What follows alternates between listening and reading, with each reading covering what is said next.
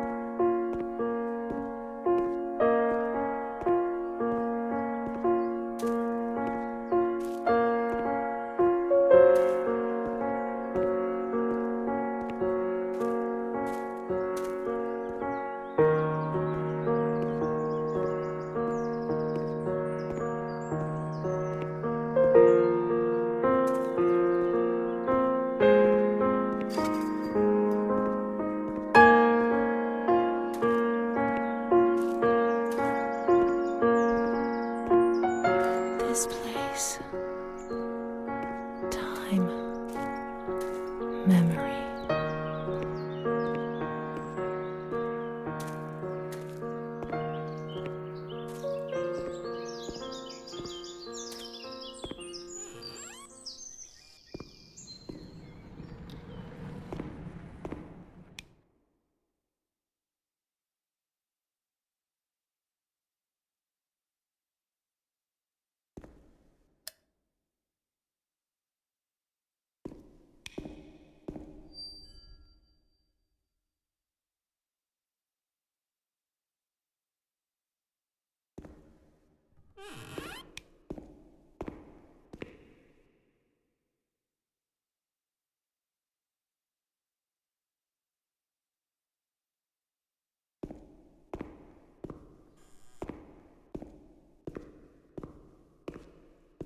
The only thing I remember clearly is Charlotte, my doll.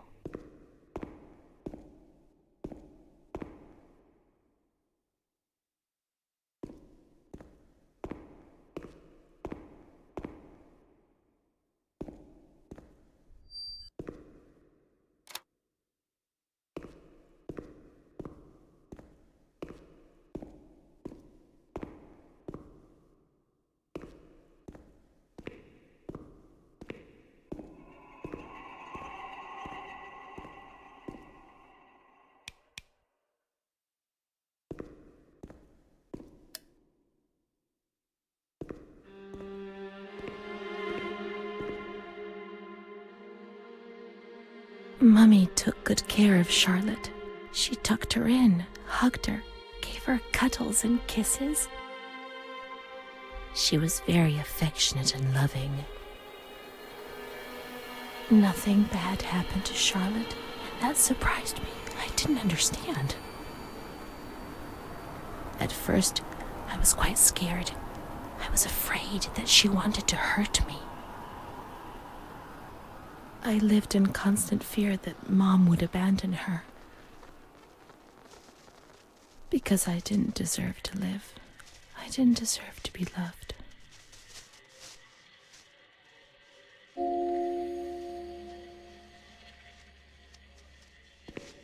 It's cold and it's dark. Look, she's cold. She'll get ill. We can take care of her. Nobody can stop us. Charlotte is a good girl. '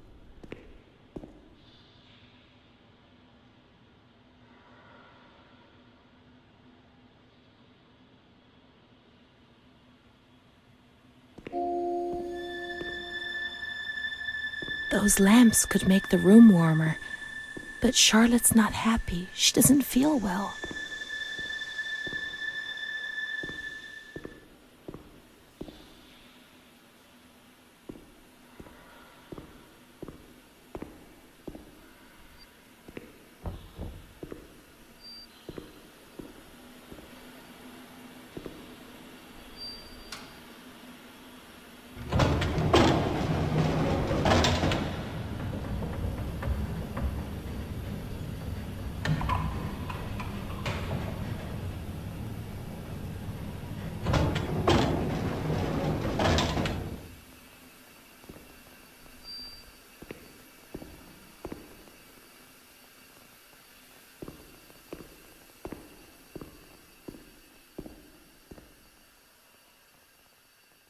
Charlotte will be comfy here. But it's cold. No, it's cold. Don't shiver, Charlotte. The cold will go away. It'll go away.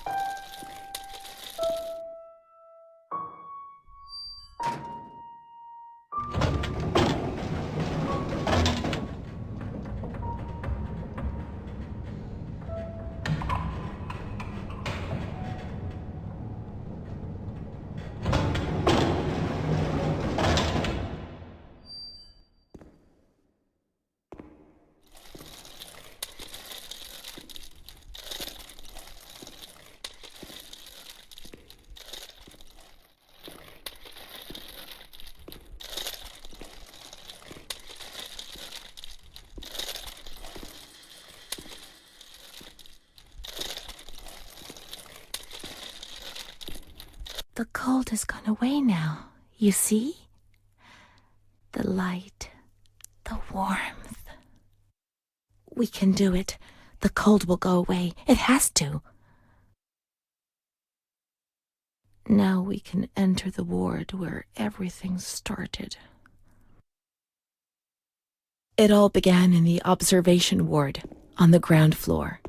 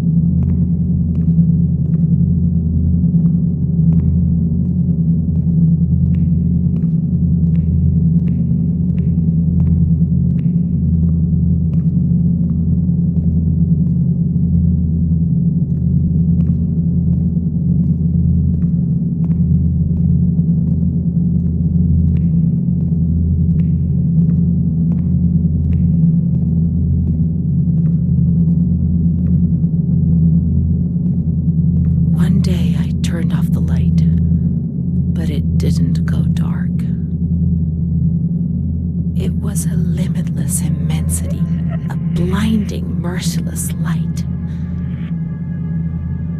I was 16 years old, and I was afraid, always afraid, a fear that wore me down. I needed help, but I couldn't speak. I was terrified of everything, even thinking. They said they were taking me to a place where the fear would go away, where I would get better. I stopped living in there. They dragged me away and stripped off all my clothes, everything. I tried to explain what was going on in my head. They tied me to the bed for days.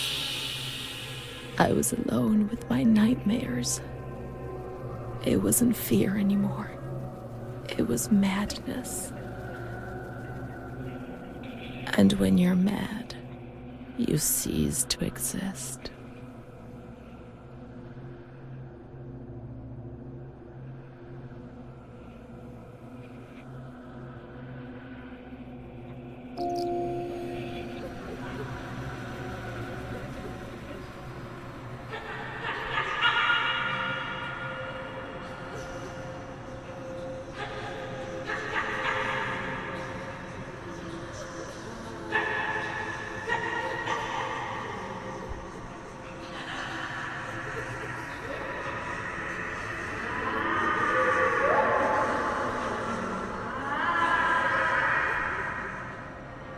She was my only hope in this hell. I was descending down, down among the damned. But that woman and her smile kept me alive.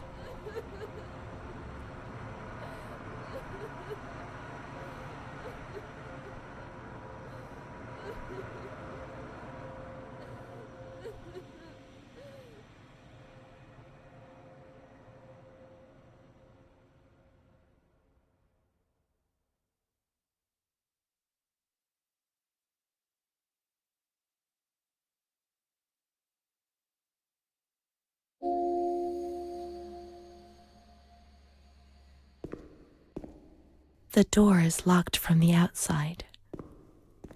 Here, the doors can only be locked and unlocked from the outside.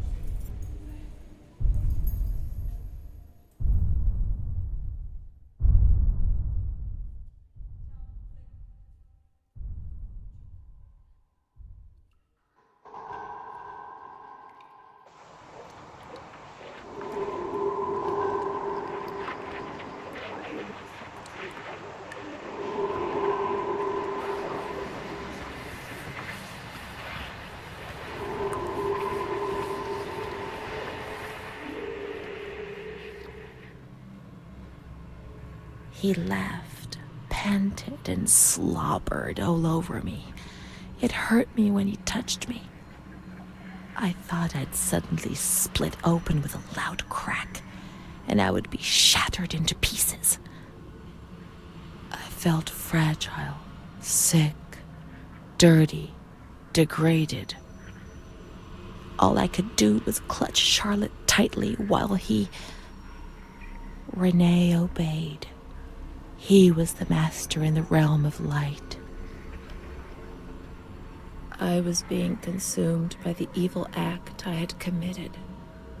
I threw up and could feel hell getting closer and closer. Those tests the doctors did to me. They said there was something growing inside, and they wanted to drag it out of me.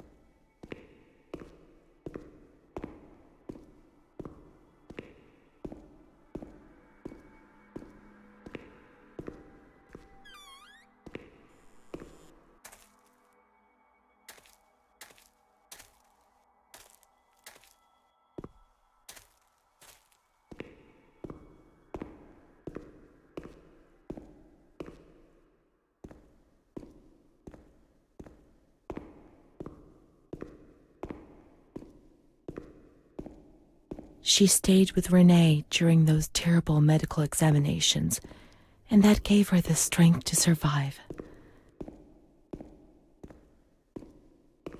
They went to the gynecology ward on the upper floor.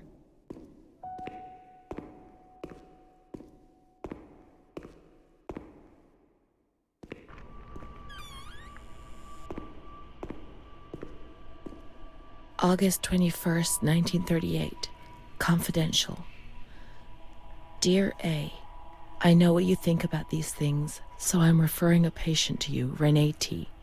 This wretched girl got out of control and caused trouble in the grounds. She's almost 3 months pregnant. The nurses should be more alert. I'm examining the girl on the 28th. I'll handle things very carefully, don't worry. We don't want to make matters worse. Then they said that Renée was crazy, and that the illness was all in her head. Careful, little girl, careful. I was scared, and I didn't talk to anyone about the illness. Only her. Not even the other doctor. He never touched Renée. He just wrote things down. You can tell me everything. Don't be afraid, he said. Everything's going to be fine.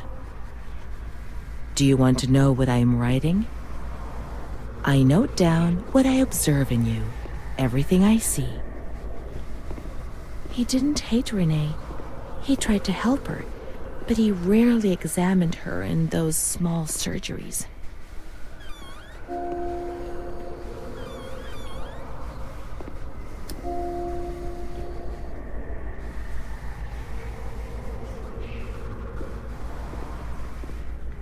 The doctor who wrote things down was in Surgery C.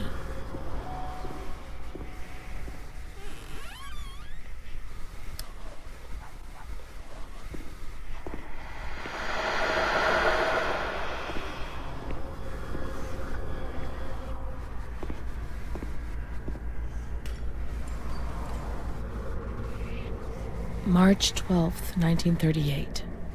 Renée T., 16 years old. Menstruation at age 12. Housewife. Father unknown. Mother a seamstress. Admitted in observation yesterday morning from Pontevedra, accompanied by a police officer authorized by the examining magistrate of the Court of Pisa to be admitted for a psychiatric evaluation, which I have carried out. Medical certificate. Mental illness preceded by warning signs. Has suffered from depression for a year, believing she had tuberculosis. Food deprivation. We can't read this document. It is forbidden. We mustn't. If they find out, there will be trouble.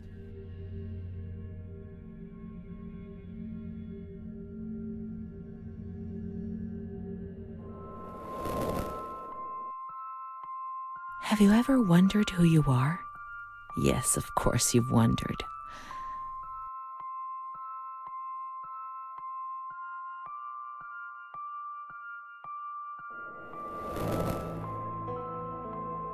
Will you help me to understand, to escape this dazzling light inside me that stops me from seeing?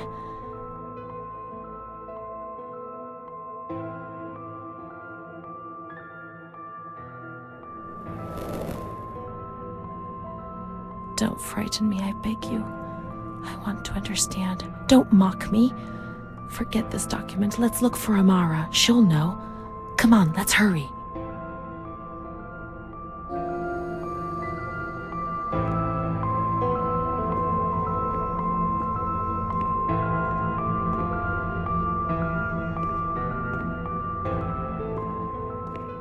June 1935. After much theorizing and practice in clinics for the privileged, the moment for action has finally arrived. Volterra is the right place. It's an avant-garde hospital, the perfect place for a doctor who really wants to make a difference. November 20th. Crossing the threshold of the asylum was similar to entering another dimension. A world of smells, noises, and images which it is almost impossible to imagine, describe, or explain. August 1936. The situation is similar to that in many other institutions. The department is overcrowded. Hundreds of patients are supervised by a handful of nurses who are forced to tie the more distressed ones to their beds or to radiators. They do 24-hour shifts. It's impossible to work like this.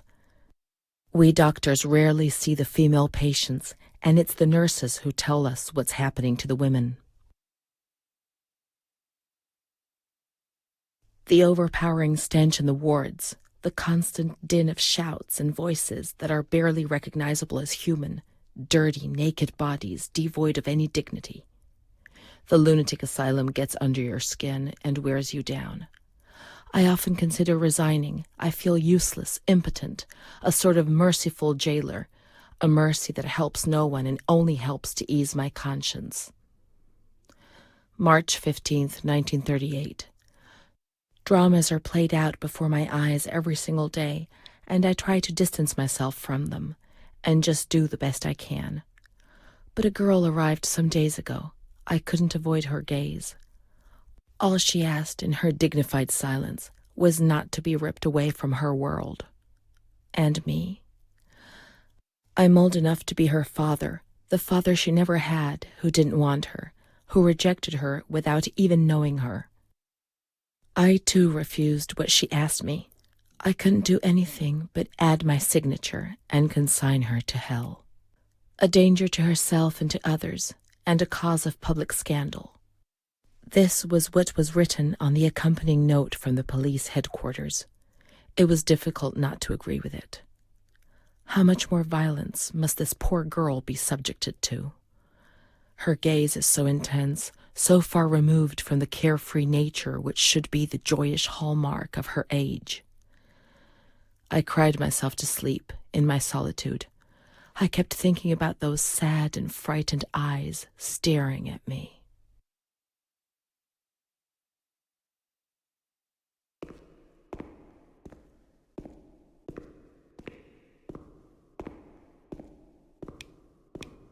The grounds at the back of the hospital, and then down to the kitchens.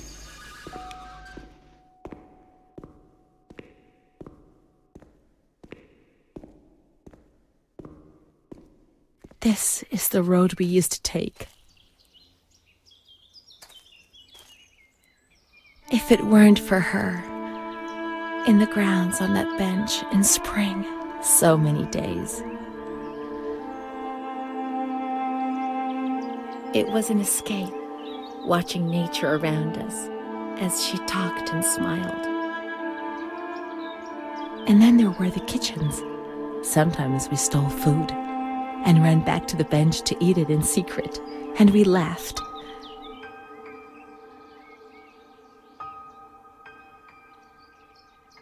She did things to me. Sometimes she touched me.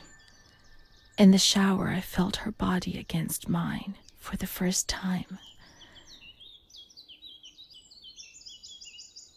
It was a shiver that warmed my soul. Eyes closed, the light slipped away.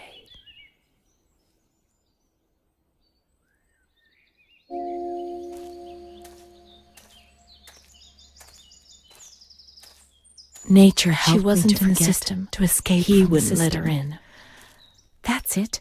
She must be the key to my memories, to the reasons why.